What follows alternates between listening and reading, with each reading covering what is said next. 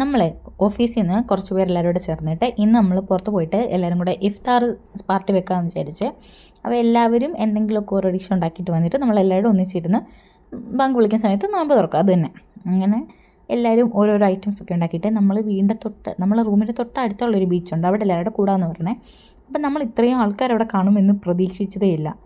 അങ്ങനെ നമ്മൾ എല്ലാം ആയിട്ട് അവിടെ ചെന്ന് കഴിഞ്ഞപ്പോഴത്തേക്കും നിറയെ ആൾക്കാർ, അവിടെ കുറേ ആൾക്കാരുണ്ടായിരുന്നു. എല്ലാവരും പട്ടം പറത്തി കളിക്കുമായിരുന്നു കൂടുതലും.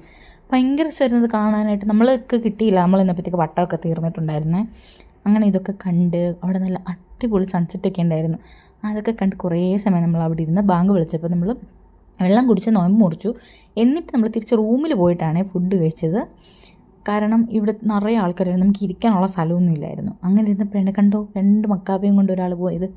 അങ്ങനെ അവരെയൊക്കെ കണ്ട് നമ്മൾ പട്ടമൊക്കെ പറത്തുന്നൊക്കെ കണ്ട് സൺസെറ്റൊക്കെ കണ്ട് കുറേ സമയം അവിടെ എല്ലാവരുമായിട്ട് എൻജോയ് ചെയ്തിരുന്നു. നമ്മൾ ഫുഡിൻ്റെ ഒന്നും വീഡിയോ ഞാൻ എടുത്തിട്ടില്ല, നമ്മൾ നോമ്പ് മുറിക്കുന്നതൊന്നും ഞാൻ എടുത്തിട്ടില്ല. പിന്നെ നമ്മൾ വെള്ളം കുടിച്ച് റൂമിൽ പോയി അവിടെ ചെന്നിട്ട് നമ്മൾ ഫുഡെല്ലാം കഴിച്ചത്.